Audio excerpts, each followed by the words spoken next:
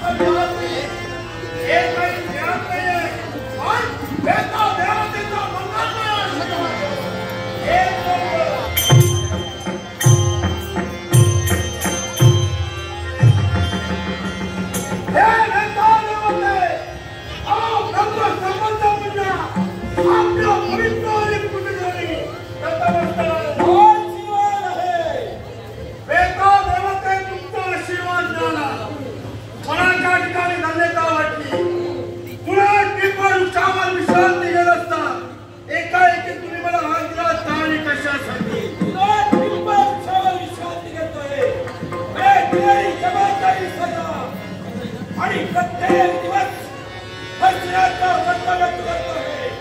प्रत्येक कर्तव्य पुत्रापासून करूया. प्रतिदिन लागणारं भोजन त्या भोजनाची शुद्धता करण्याची जबाबदारी तुझ्यावरती होती. मग या वेता देवते मी आपलं भोजन केलं बंद केलं असा आपला आरोप माझ्यावरती आहे आणि मी माझ्या कर्तव्यापासून दुरापास्त राहिलो. वेता देवते मी आपलं भोजन बंद केल्याच्या मागचे कारण काय असेल? सर्वस्वी जबाबदार वेता देवते आपण याच्या मागचे कारण काय असेल? आपल्या सानिध्यात असणारे 7 नायक त्या 7 नायकांपैकी ब्रह्मसंबंध पुंज एक आहे. या विश्वाच्या ठिकाणी मुक्तपणे संचार आम्ही करत होतो. पण घडलं ते का? आम्ही आमचं कर्तव्य आमची जबाबदारी या विश्वाच्या ठिकाणी मुक्तपणे संचार करत असतेवेळी कशाची विद्या बरोबर होती. घडलं ते का? तुमचा आणि मच्छिंद्राचा झालेला असता. त्यामुळे तुमच्या सानिध्यात असणारे 7 शक्ती नव्याकडे ब्रह्मसंबंध पुंजाला देखील आपण पंचवत करावं लागतंय. या पुढं अपमान पंचवत हे करणार नाही आणि म्हणून आपल्याला पत्नी लागणारं भोजन या मुंज्याला बंद करायची करणार. हे मुंज्या अरे मच्छिंद्रावर स्वतःच्या कर्तव्यात झालं. अपमान होतोय तर मच्छिंद्रावर आणि त्या अपमानामुळे स्वतःच्या देवतेचं भोजन बंद केलं. फक्त तिचा परिपूर्ण करण्यासाठी मुक्त संचार तुझा कर्तव्य परिपूर्ण करो. तुझ्या कर्तव्याच्या मच्छिंद्रावर असेल त्या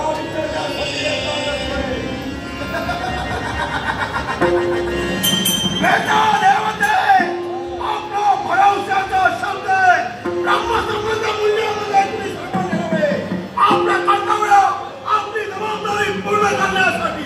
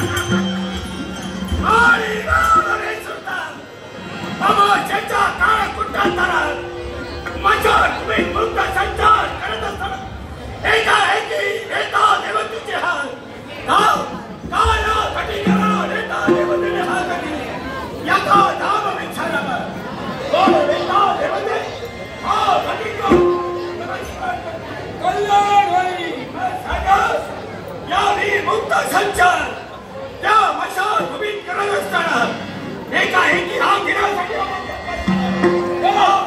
कशासाठी या सर्वस्वाला कारणीभूत हा खटिंगर तो कसा स्वतःचं कर्तव्य परिपूर्ण करत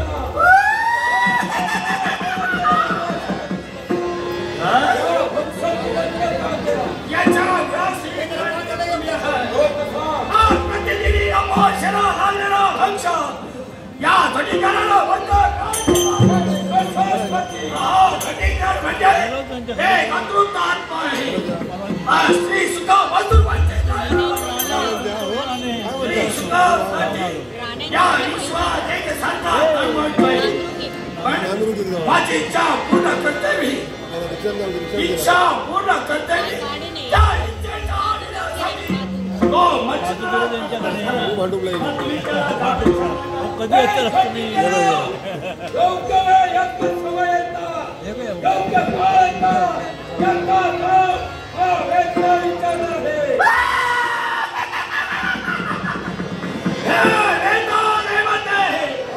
योग्य समय येतात तुम्ही त्या वंशजाला दाबून सांगा इच्छेचा काय आज वासनेला मदाचा झालेला खटिंगर स्वतःच्या मूल करण्यासाठी आज मुक्त संचार मिळत नाही माझ्या इच्छेचं काय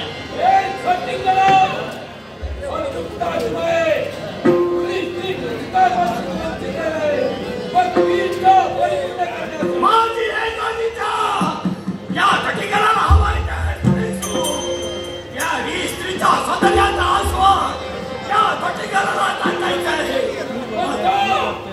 त्या मनाला राहण्याचा टाकतो स्त्री सुख भोगण्यासाठी आणि तुझं कर्तव्य परिपूर्ण करण्यासाठी तुझं संचार शिकतो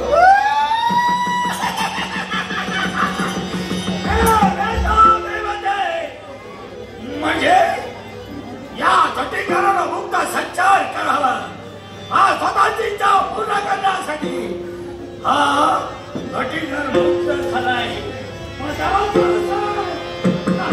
लागणारा अमोशेला वंश तो वंशांना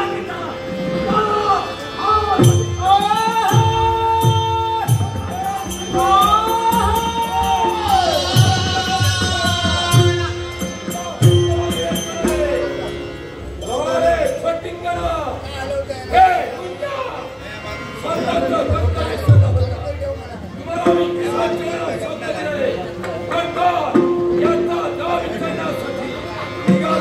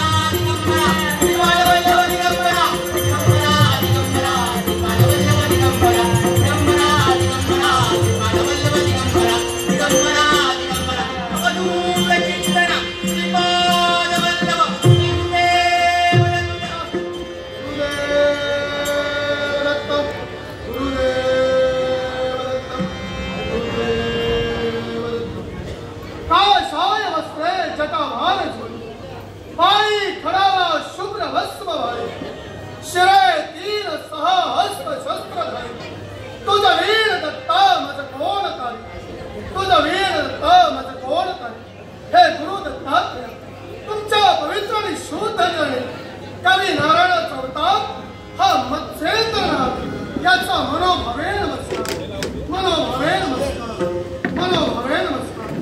समस्त पृथ्वीच्या प्रकांगणावर एक सारखी पायपिडा मी करीत आहोत. आणि कशासाठी असेल? सज्जनांचा उद्धार, दुर्जनांचा संहार, प्रत्येक माणसाला मोक्षाचा मार्ग लावावा म्हणून भक्ती, ज्ञान आणि वैराग्य याचा प्रचार या समस्त विश्वाच्या घरी आम्ही करीत आहोत. आठवतो प्रसंग अगदी जवळपास युगाच्या सत्य शेवटी त्याच गोपाल कृष्णानं आम्हा नऊ नारायणाला द्वारकेच्या ठिकाणी पाचारण केलं. यथोचितांचा आग्रह तिथंही केलं आणि त्याच वेळी त्या गोपाल कृष्णाच्या मुखातील उद्भवतात की हे नऊ नारायण, पुढे येणारं हे कलियुग आहे आणि त्या कलियुगात माणसाची परमेश्वरावरील श्रद्धा ही कुठेतरी कमी होणार आहे. आणि म्हणून तुम्ही नऊ नारायणाने नवराच्या रूपाने पृथ्वीवर अवतीर्ण व्हावं. भगवंताची आज्ञा शिरसावंत माने आम्ही नऊ नारायण नवराच्या रूपाने पृथ्वीवर अवतीर्ण झालो. नित्याचं कर्तव्य 5 गृही जावं, कोरडा शिदा भिक्षा मागावं, स्मशानाच्या ठिकाणी यावं, उत्तम प्रकारे त्याचा स्वयंपाक करावा आणि त्याचे 3 समान भाग करावे.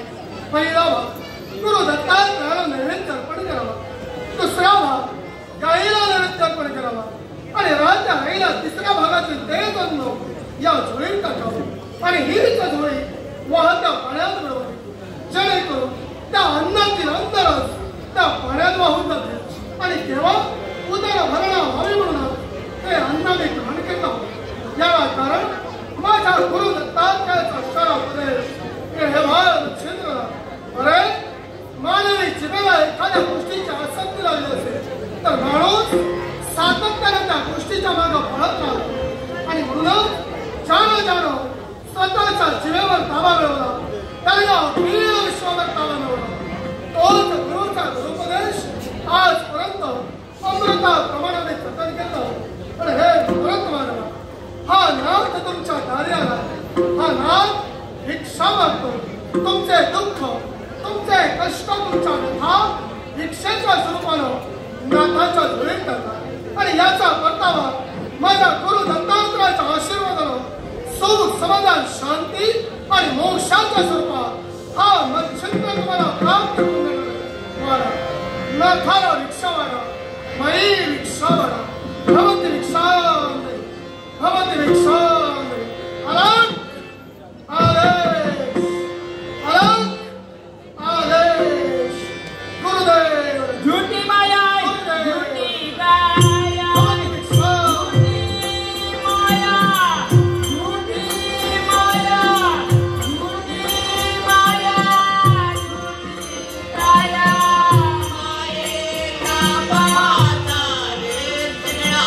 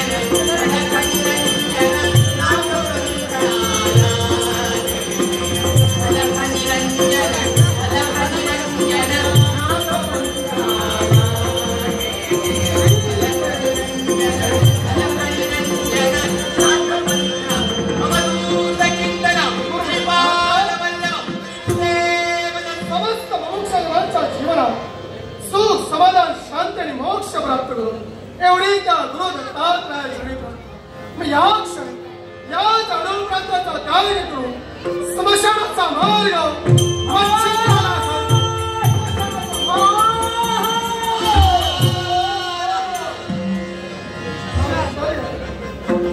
कर्तव्यासाठी जात असताना मार्गात मध्यंतरी वेताच होता.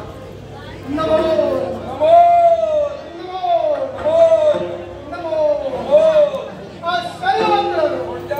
कर्तव्याच्या पूर्ततेसाठी आम्ही जात असताना मार्गात मध्यंतरी आपण उभं राहिला का आणि कशासाठी सर्व स्वरा करणे कोणत्या तऱ्हेनं आम्ही आमच्या कर्तव्य परिपूर्ण करत असताना माझ्या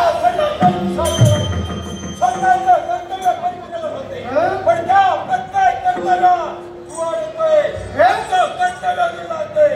हे वेताळ देवते मनसिंधुला सहजासहजी कुणाच्या मार्गात अडवा जात नाही आणि चुकूनही जर का गेला असेल तर मी त्याला कधी थारा देत नाही.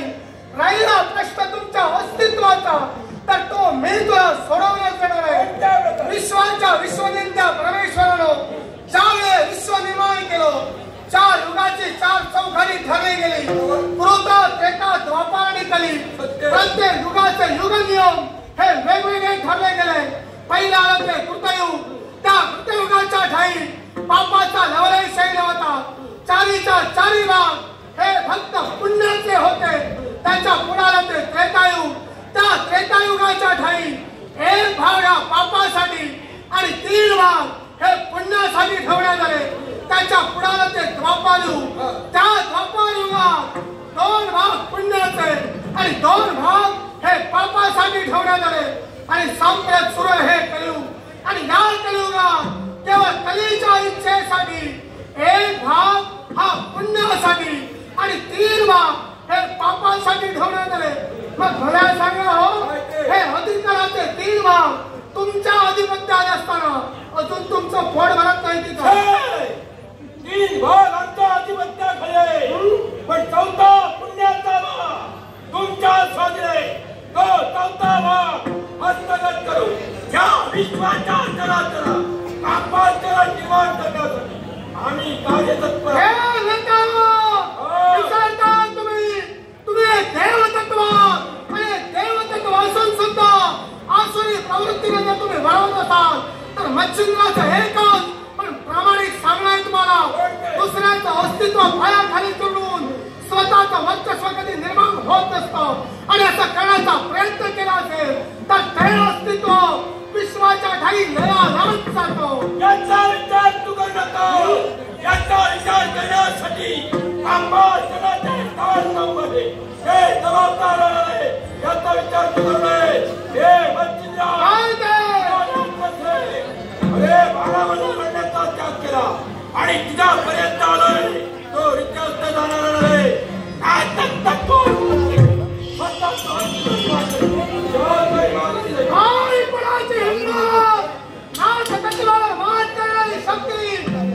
विश्वात जन्माला आलेली नाही. आणि यदा कदाचित तुमच्या स्वरूपाला कधी जन्माला आले असेल तर त्या दैवी तत्वावर सुद्धा मार हा मच्छिंद्र केल्याशिवाय हिंमत लागून गेले. अरे हा वेताळ सांगूय वाट्याचा प्रसंग निर्माण करशी मग खेळा सामोरं जाण्यासाठी त्या विचाराच्या उदासीन करो 12 वर्षापर्यंत आलोय. 12 महिन्याचा त्याग करून मच्छिंद्राच्या मार्गात उभा राहिलास. आणि लक्षात ठेव अनन्याचा त्याग केलास ही जागा सुद्धा तुला सोडायला हा मच्छिंद्रच मागणार आहे. कुणाची हिंमत लागून गेली. अरे जागा सोडण्यासाठी तू जर तत्पर होत असशील तर तुझं नाचं तत्व विस्तारापुरतं आमचं वर्ष सोडले वाटतं. गुरु दत्तात्रयाच्या आशीर्वादानं या समस्त पृथ्वीच्या पटांगणावर त्या देवाच्या आशीर्वादाला समस्त देवता तुझ्यासारखी देवता त्या तत्वावर तर मान करून पाहत असेल तर या देवाच्या दैवी तत्वावर मान हा मच्छिंद्र केल्याशिवाय कोणत्या प्रकारानं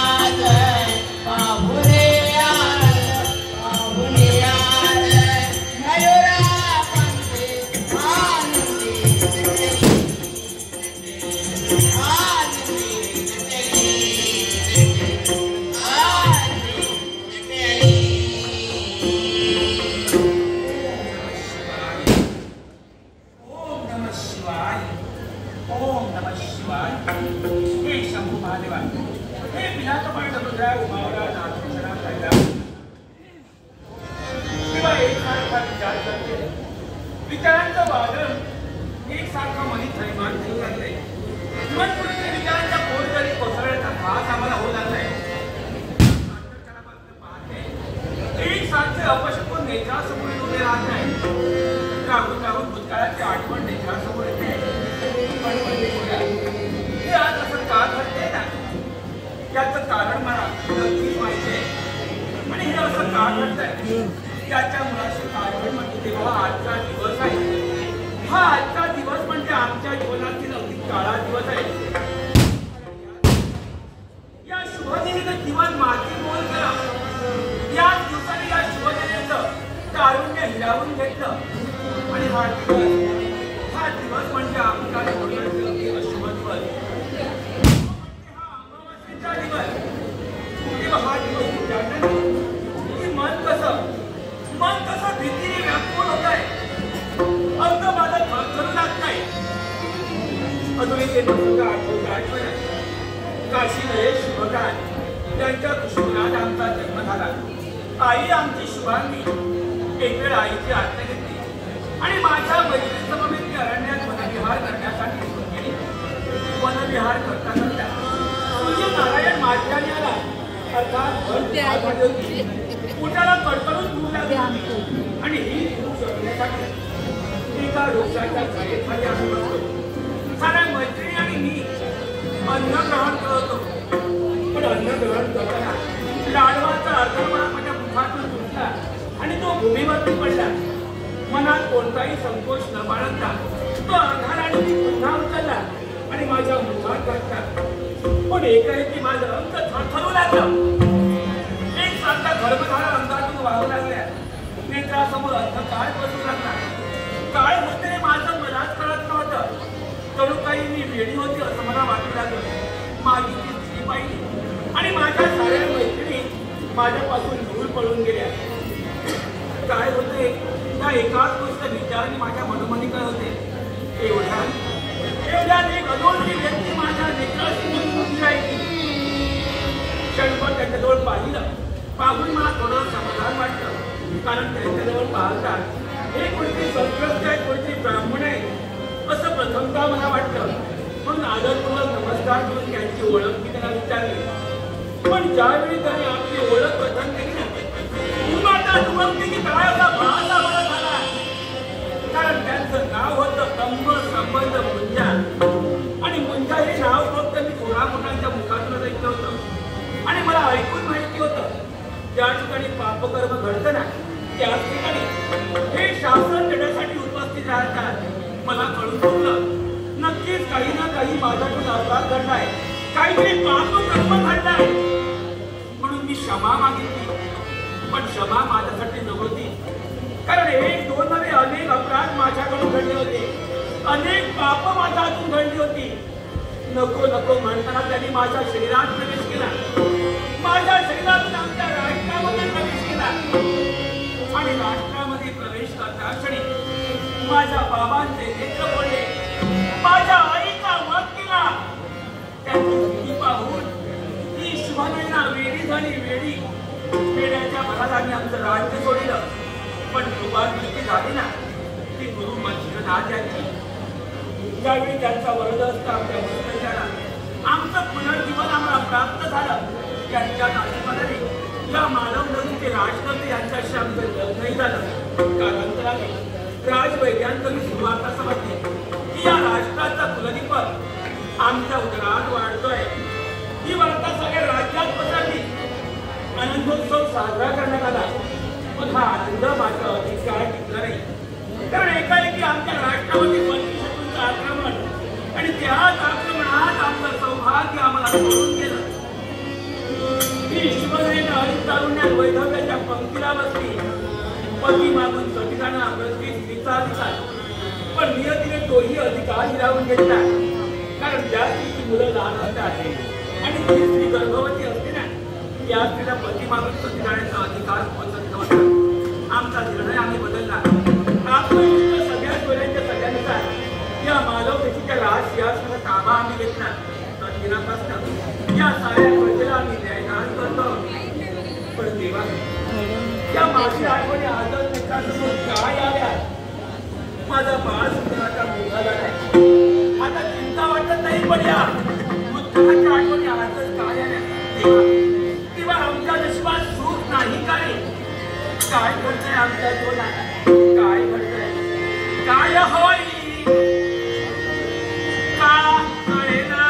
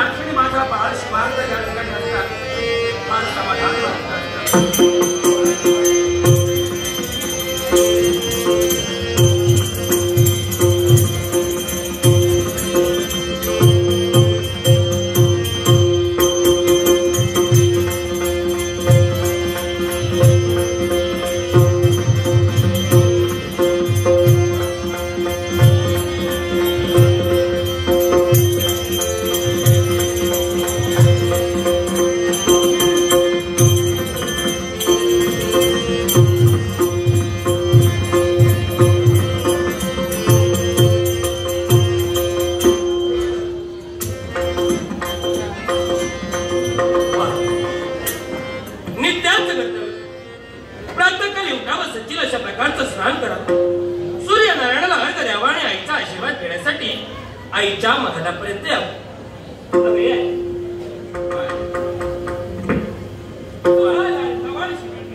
तुझ्या पुढच्यानी पुढच्यानी नतमस्तक होतो.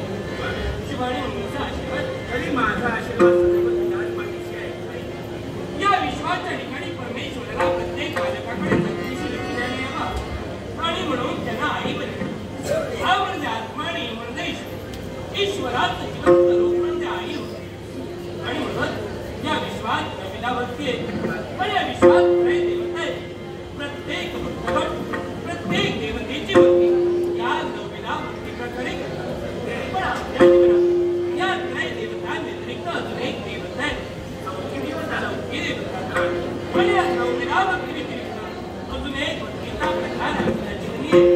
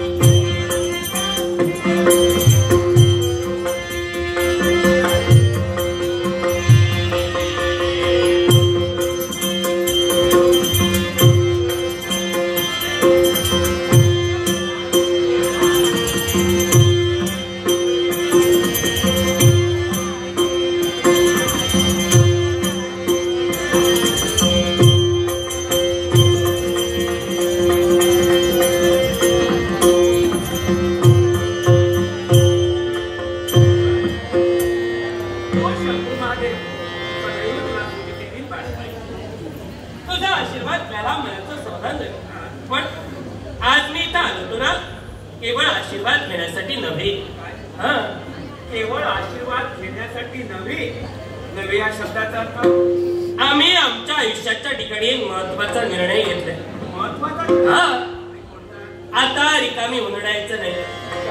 आता खेळ खंडोबा करायचं नाही. आम्ही आता मोठे झालो. जबाबदारी आम्हाला कळायला लागली आणि म्हणूनच उचित क्षत्रिया असेच मृगया शास्त्र असे बोलते. कमरेला विखावण्याचा रण लागली. अरण्याच्या ठिकाणी जावं ईश शब्दाची शिकार करावी. रण लागलेल्या रक्ताचा लढावा.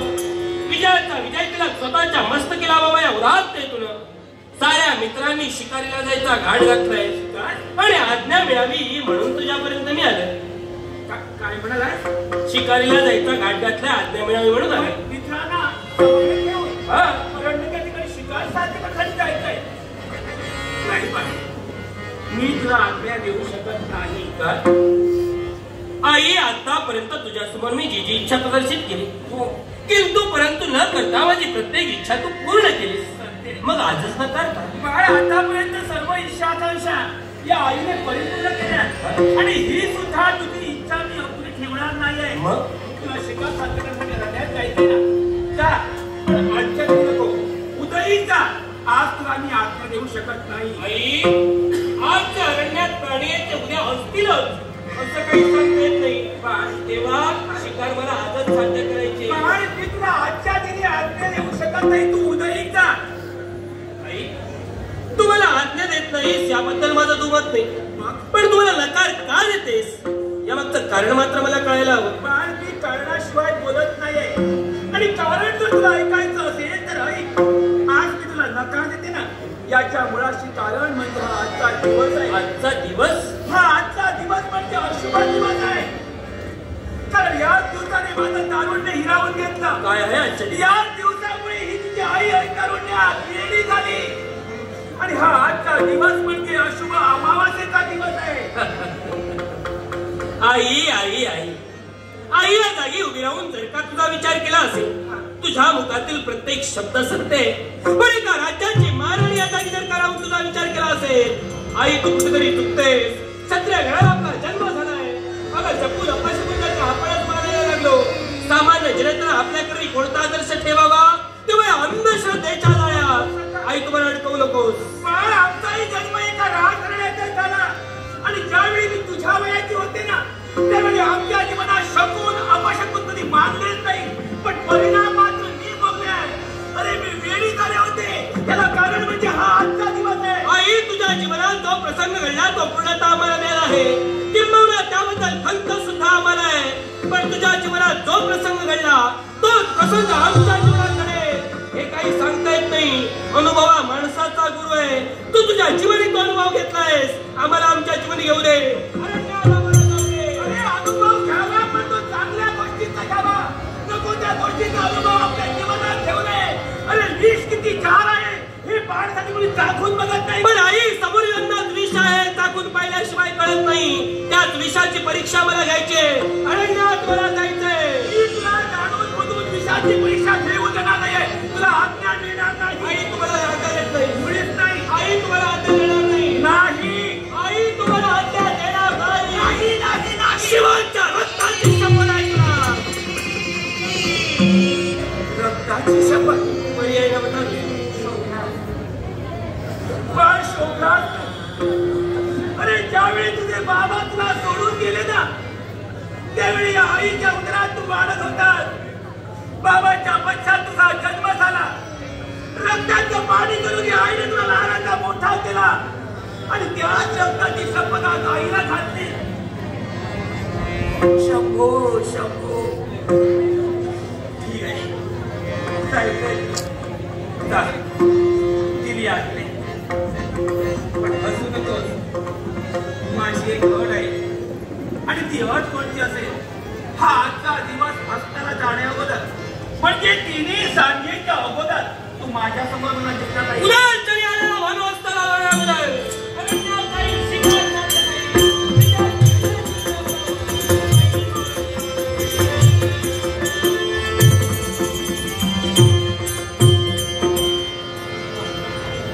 बापासारखा स्वभाव, बापासारखा झटके.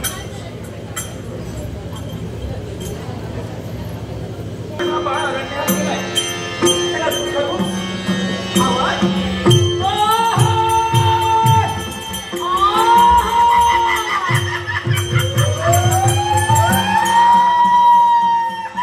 स्वतःही की भात. बापरे, हे छोटी किती कालावधीनंतर आपण माझ्या सदनात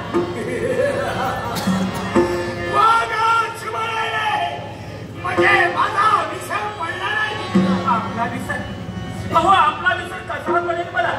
कारण तुम्ही आणि त्या ब्रह्मसंबंध पुंजाने माझं कारुण्य माझ्यापासून हिरावून घेतलं. मग तुम्हाला कशी विसरायची? अगं शिवरायाने याच्या मुळाशी कारण काय माहिती? या सौंदर्यावर अचूकता साधण्यासाठी तुझ्या देहात प्रवेश केला. पण माझ्या इच्छेच्या आणाला तो मच्छिंद्रानं. पण त्या मच्छिंद्राला त्याच्या शब्दावर विश्वास ठेवून आज काले संसार करते. पण नाही, तुला सहजासहजी सोडणार नाही. अरे सौंदर्य एक क्षणिक सुख आहे आणि तो जो क्षणिक सुखाच्या आत गेला तोड कशी येऊन पडला. एक वेळ तू पडलेला आहे. मग आता मला सांग, ते क्षणिक सुख केव्हा लोप पावलंय? आता आहे ते म्हातारपण आहे. त्या म्हातार वयात मला सुखासुखी जगू द्या.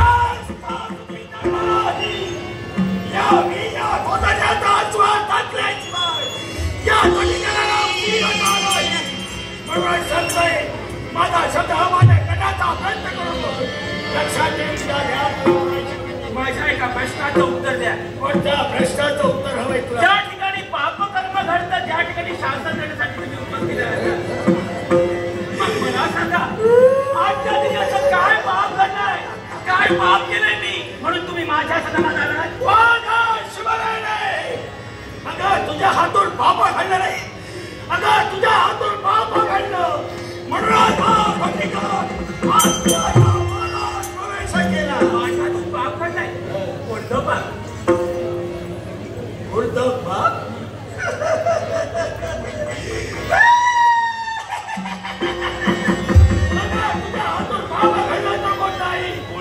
आज आहे ती अमावस्या आणि या अमावस्येच्या दिवशी आम्हाला प्रवेश करते मी.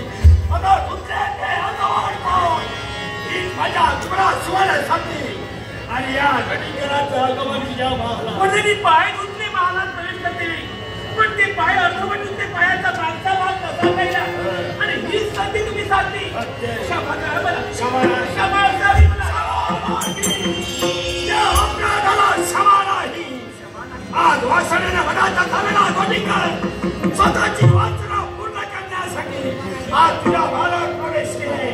तुझ्या देहात प्रवेश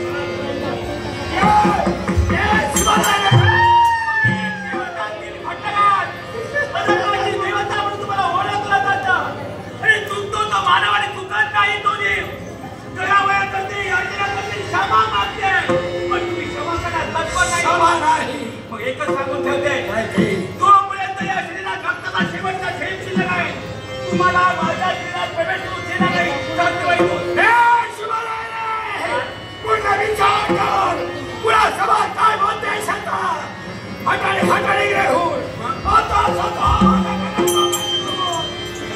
आता निघालाय का तुझ्या सौंदर्याचा आस्वाद टाकण्यासाठी आणि जर का माझी इच्छा पूर्ण करत नसेल तर लक्षात ठेव तुझा पुत्र गेलाय तुझी आज्ञा घेऊन तो हरण्यात आणि तो तुला जिवंत हवा असेल तर माझ्या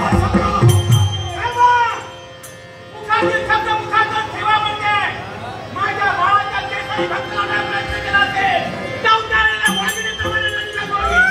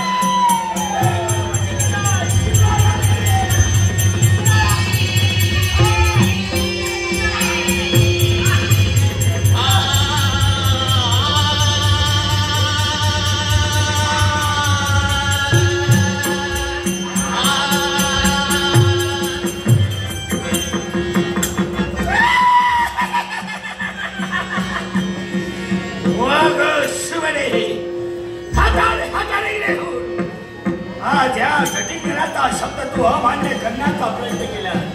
बजावण्या स्त्रीला माझ्या इच्छेच्या माझी इच्छा पूर्ण करण्यासाठी आज नकार दिला. त्या स्त्रीला या विश्वास जगण्याचा अधिकार नाही.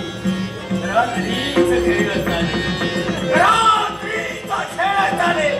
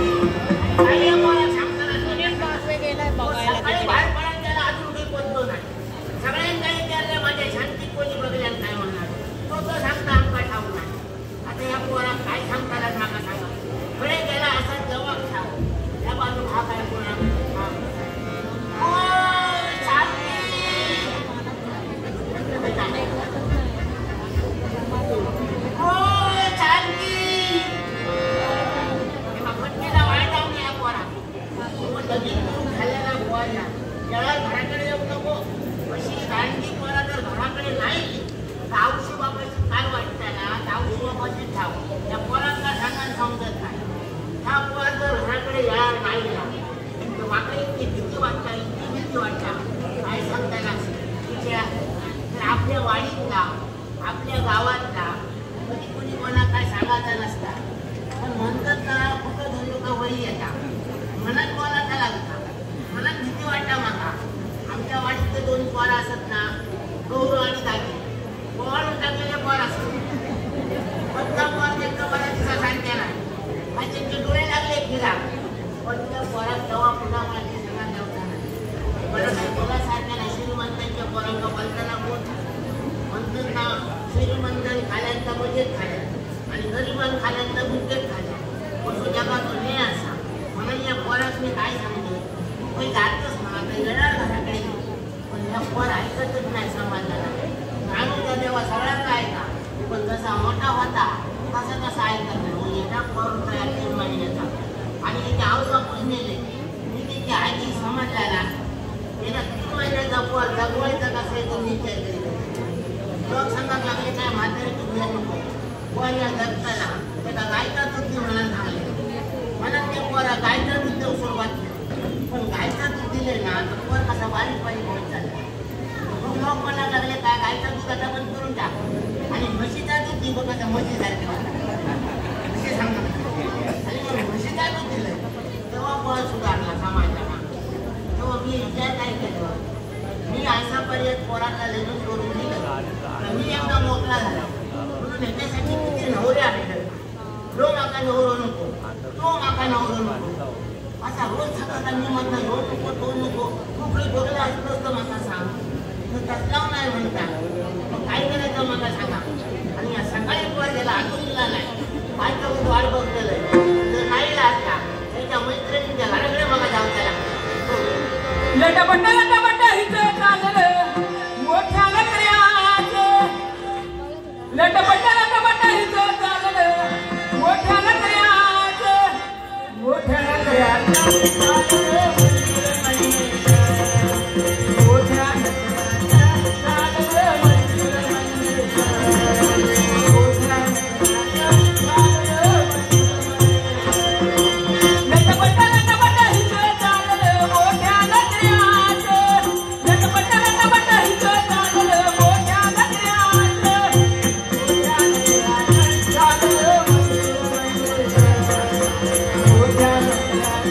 Yeah.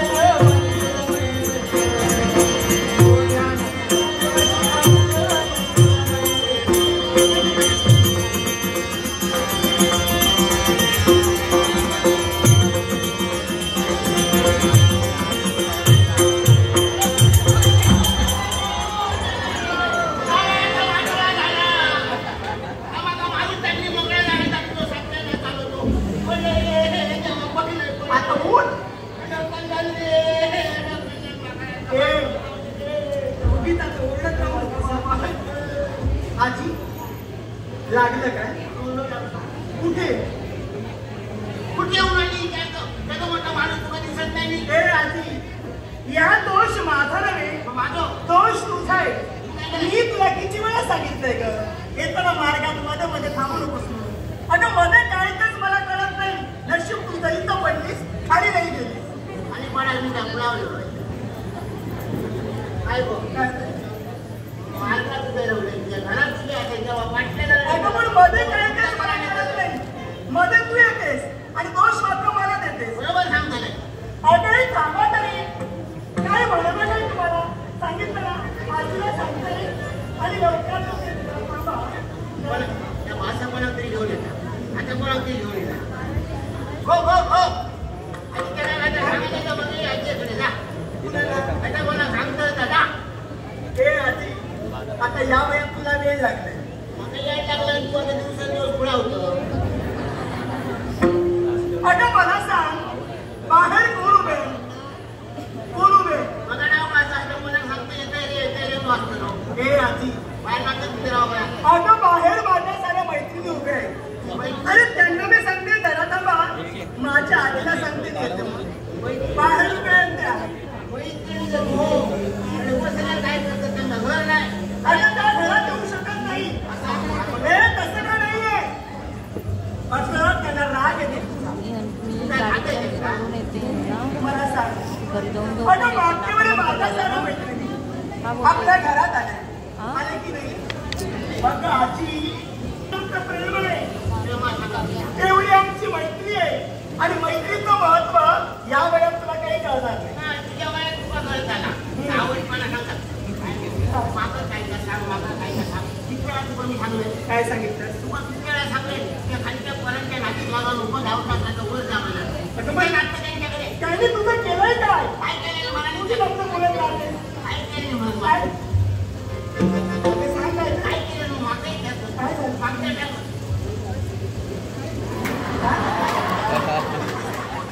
मागच्या मोठ्याने तरी बोल. काय बोलतेस ऐकायला येत नाही मला. काय झालं? मागच्या मग ते भानगडी केली कोणी काही लोक गवड्या श्रीमंत करून बाहेर पडलो गरीबाचा आता मीच लागलो. ए आजी, मला सांग, माझ्यावरती विश्वास आहे ना तुझा? काय म्हणजे आता नाहीये? अगं तुझ्याला मला कलंक लागेल असं मी केव्हाही वागणार नाही. आणि दुसरी गोष्ट, अगं आतापर्यंत तुझा प्रत्येक शब्द त्याच्या पोळाप्रमाणे मी जपलाय. हे तर मान्य आहे ना तुला? मग आता मग वाटत तेव्हा तो गोड गोडची झाला जेवता. अगं तू तरी विश्वास ठेव जरा. कोणतं कारण आहे? कारण आहे. बरं ना काय हो मी माझ्या मनाने त्याग केलंय. मी जिथं आतापर्यंत माझ्या पोराचा लगीन मोकळ्या म्हणून आतापर्यंत तुला किती नवरे आणले हो. अगं नको तू काय कळवलं काय परत परत लग्नाचा विषय का काढतेस तू? बरोबर सांगतले मला एवढ्यात लग्न करायचं नाहीये. मग काय म्हातारा राहिलं मग करतो की काय ते माझं मी बघेन. मग कोण नाही करतो तू असू द्या राहील. असा बरा दिसतं तुझं नाचलेलं म्हणजे कोण नाही. मग सांगायला ठेवतंय लक्षात ठेव माझा. मी माझं बघेन. ज्या माणसाचा लगीन जया जावं काय म्हणे योग्य वेळी झालं पाहिजे. माझ्या लग्नाची काळजी तुला आहे? कोणा का तुझं आऊ बापूचा मला सांग, एवढ्या माझ्या लग्नाची काळजी तू करतेस ना, मग साधारण तुझं लग्न कधी झालं होतं? कधी झालं होतं? 12.5 वर्षाचा होता की माझ्या लगीन झाला. 12.5 12.5? तुझं वय 12.5 होतं तेव्हा तुझं लग्न झालं.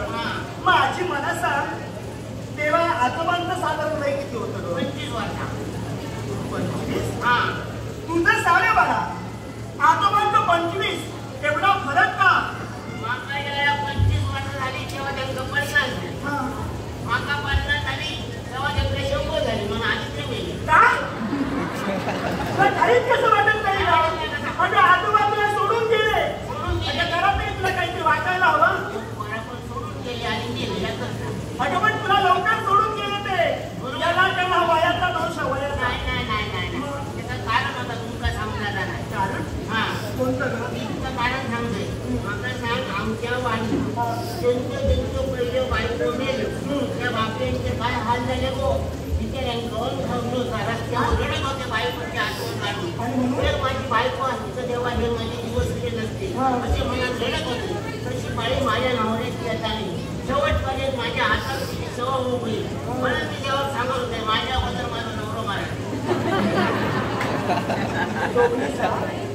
गरीब पतिव्रता शोभनी म्हणजे हा विचार करून तेरा वयाचा विचार तुम्ही केला नाही. आणि म्हणून मला सांगतेस लग्न कर म्हणून. पण आधी मला सांग, बरेच नवरदेव तू माझ्यासाठी घेऊन आली. मी नाही म्हणत नाही, पण आधी मला सांग त्यात एक तरी मला शोभण्यासारखं होता.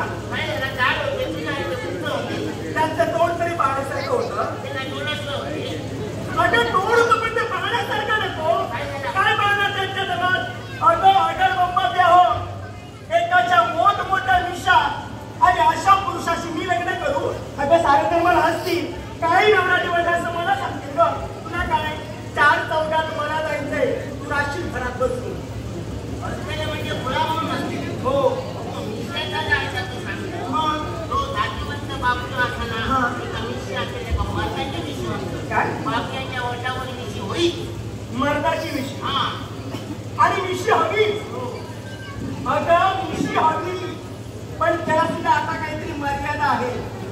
अगं काही वेळा कळत नाही डोकीवर ते केस कुठचे आणि मिशी कुठची ते तुला काय सांगायला.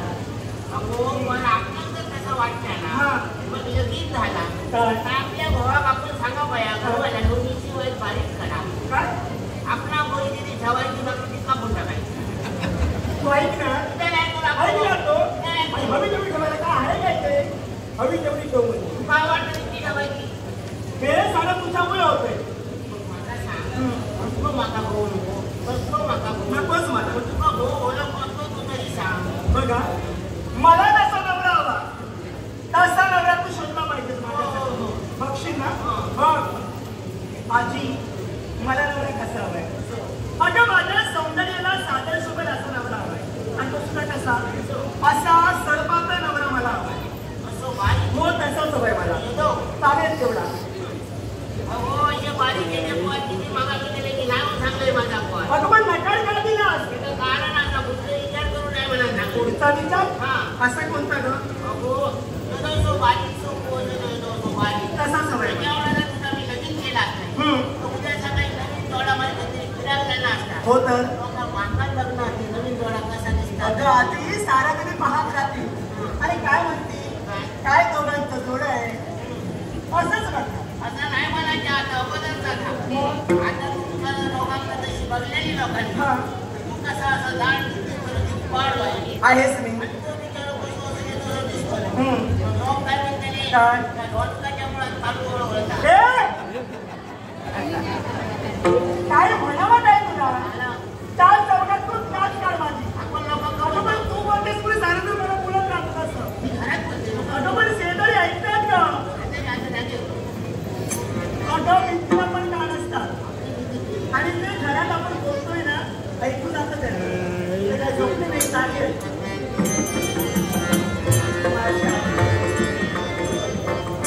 आधी अगं माझं जास्त प्रेम तुझ्यावर आहे. मी किती जरी रागावले प्रेम तुझ्यावर आहे. आणि मी सर्वांना सांगते माझ्या सर्व मैत्रिणी त्यांना पण सांगते अहो आजी तर असावी ना. आजी तर असावी तिच्यासारखी प्रेमळ प्रत्येक इच्छा पूर्ण करते. मी तुझी आजी तू माझी आजी ना. बाबा तू आता चालण्याच्या झाडावर मका चढवलं. तू सांगा ते चालण्याच्या झाडाला चढाली खाली पडले तर मी म्हणतो तुला काय म्हणायला माझा एक लहान सीन सगळं सांग ना. बोललो बरी असता तर आम्ही चांगलीच आहे ग. सांग. बाहेर माझ्या मैत्रिणी उभे आहेत आणि त्यांच्यासोबत मला विहार करण्यासाठी आम्हाला रस्त्यापर्यंत जायचं आणि गरज फक्त तुझ्या अनुमतीची. जाऊ आता बरं दिवस होतो काय गाणं जाऊ आजच म्हणजे अगं आम्ही जितक्याचा जातो का? समजा सांग आज होऊ द्या. अगं पण आज काय नको? कारण ते काय अंबाजा असा अंबाजीचा बाहेर माणसं देऊ दिला नसत्या. अमावस्या हा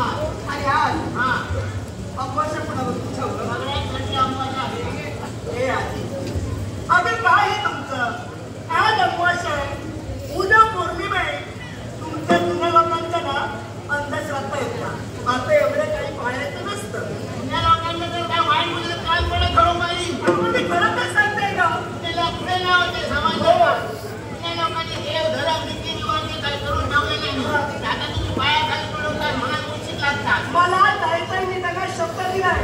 आणि आजी या विश्वास शब्द फार महत्वाचा असतो. मला तो पाळायचा आहे. फक्त हो की नको तेवढं मला सांग. शब्द दिला तुझा खंड्या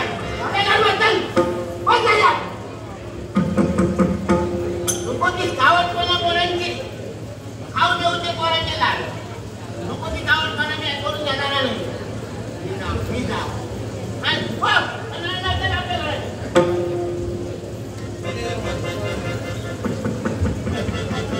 मी फार रागील आहे.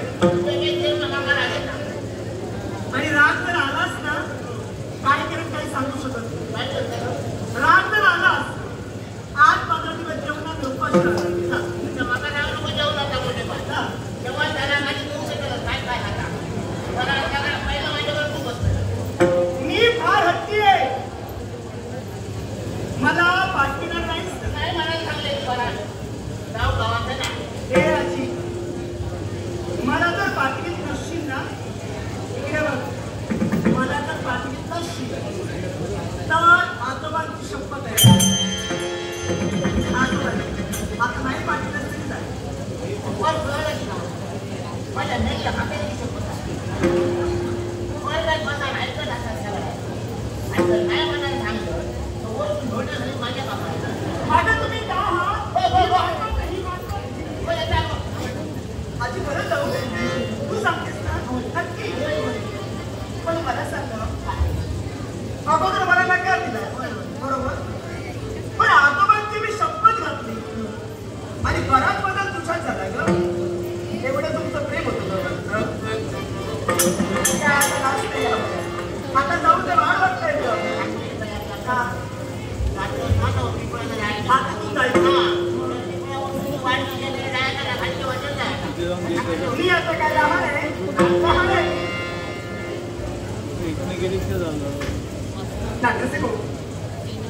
मंगेश आमरोसकर रामराव आमरोस यांनी माझी कलेचा गौरव केलाय आणि राखमोलाचं 100 रुपयाचं पारितोषिक दिलंय. मंगेश आमरोसकर रामराव आमरोस यांचे आभार मानून पारितोषिकाचा आनंदाने स्वीकारतात. त्याप्रमाणे गोविंद घाडीगावकर राहणार चापेकोट यांनी कलेचा गौरव केला. राखमोलाचं 100 रुपयाचं पारितोषिक दिलंय.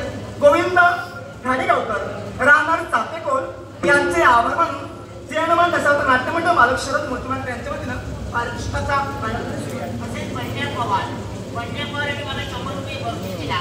तेव्हा त्यांनी 2 हातांनी दिले त्या 4 हातांचा त्यांचा बरा आणि त्यांच्याबरोबर माझा बरा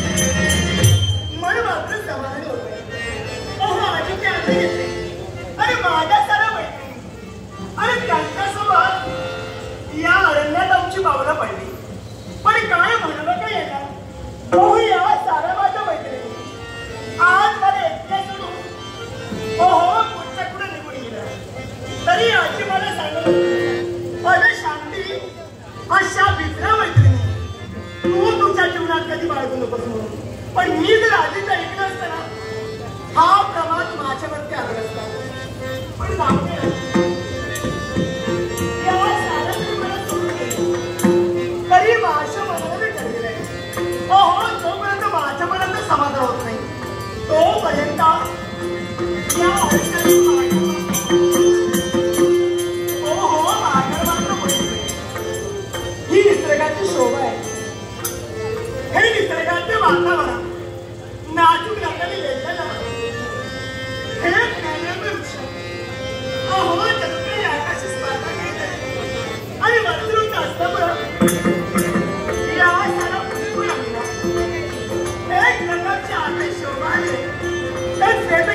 सभा थांबले ना हे रत्नासारखं अहो नेते मग सर्व ना जणू काही पाहण्याचं वाटतं आणि दिवस पाहिल्याचं ना ही लगेच गप्पाची अवधी शोभा असं वाटते स्पर्धेला झोपूनच द्यावं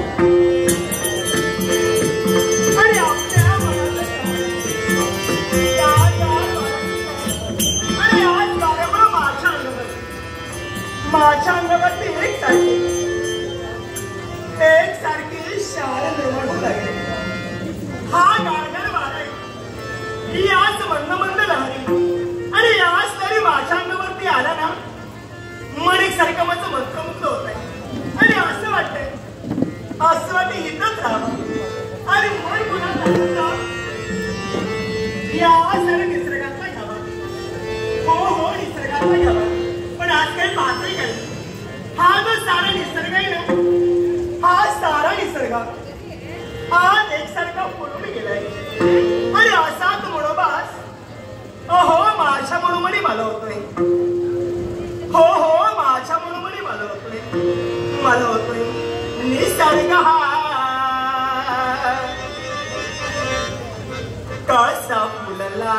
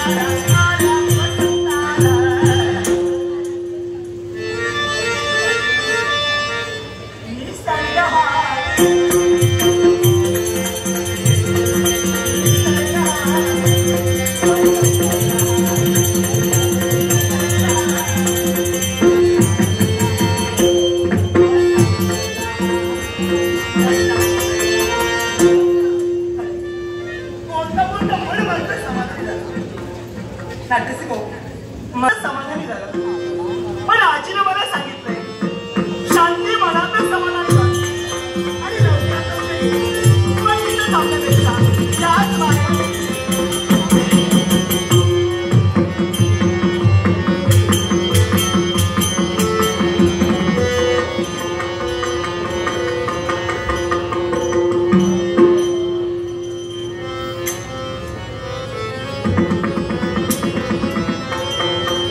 आश्चर्य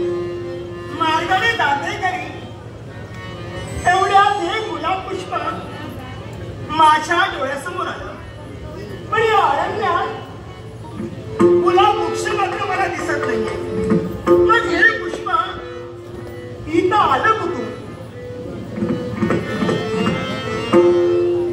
एक सारखी पाहते या पुष्पाजवळ. या पुष्पाचा सुगंध आहे ना या अरण्यात सारखं दरवळतोय. मग या पुष्पाचा आस्वाद आपण घेतला असेल तर कदाचित आपले मन समाधानी होईल. मग असंच करावं. या पुष्पाचा आस्वाद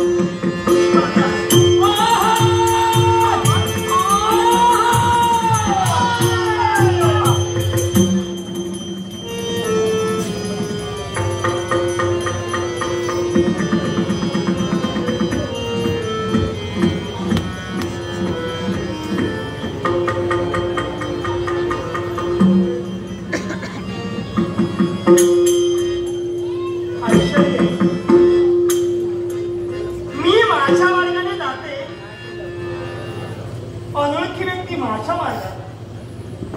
कोण तुम्ही? माझी ओळखी नसेल सांगत. हो. जुना पिंप वृक्षावर ज्याचं वसतिस्थान हा ब्रह्म संबंध तुला रेखा सांगतो. म्हणजे पिंप वृक्षावरती ज्यांचं वसतिस्थान आहे ते ब्रह्मसंबंध मुंजा तुम्ही. मी आतापर्यंत फक्त तुमचं नाव ऐकलं होतं पण आज प्रत्यक्षात तुमचं दर्शन झालं. या शांतीचा प्रभाव आशीर्वाद. पण मला सांगा एक देवतत्व तुम्ही आहात. तुमची योग्यता मी पूर्णपणे जाणते आणि मी ऐकलंय. अहो ज्याच्या हातून अपराध घडतो जो माणूस आपल्या जीवनात चुकतो अशा माणसाच्या मार्गात तुम्ही जाता. हो ना? सत्य. मग असा कोणता अपराध माझ्याकडून घडलाय म्हणून माझ्या मार्गात तुम्ही आलात? शांती. प्रश्न तुझा रस्ता आहे. हो ना? मुंजा सहसा कुणाच्या मार्गात जात नाही आणि ज्याच्या मार्गात गेला त्याचं आयुष्य दोष केल्याशिवाय राहत नाही. हो ना? ऐकूया. तू अपराध काय केला? ज्या मार्गाने तू मानगमन केला त्या मार्गात तुला एक गुलाब पुष्प सापडलं. होय ना? आणि त्या गुलाब पुष्पाचा सुगंध घेण्यासाठी तू तत्पर झाली. ती संधी तुझ्या समोर आहे. म्हणजे आपण इथं आला याला करणे गुलाब पुष्प आहे. अहो भूमीवरती पडलेला पुष्प. या पुष्पाचा आस्वाद मी घेतला. हाच अपराध माझ्याकडून घडला. तू चुकलीस. अहो चुकण्या माणसाचा धर्म आहे. पण एखाद्याला चुकला असेल त्याला क्षमा करणं तुमचं कर्तव्य आहे का? क्षमा. होय मी तुला क्षमा नक्कीच करेन. हो ना? नक्कीच तुला क्षमा करेन. मग करा. पण काय माझी इच्छा पूर्ण होईल त्यावेळी. हो अशी कोणती हो? त्यावेळी प्रथम मी आलो तुझं अमाप सौंदर्य पाहिलं. तुझं सौंदर्य मला फार आवडू लागलं आणि मला असं वाटू लागलं तुझं हे सौंदर्य नको नको मोती.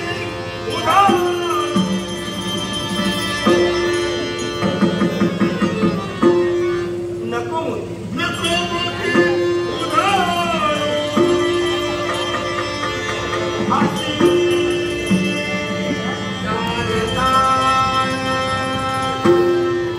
मी पाया पडते मला जाऊन. नको मोती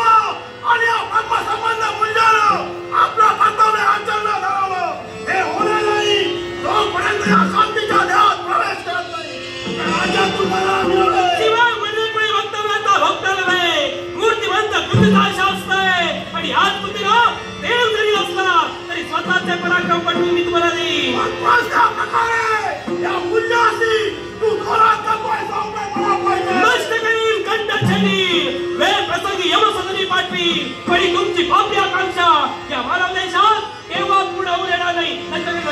केलेलं मी तुला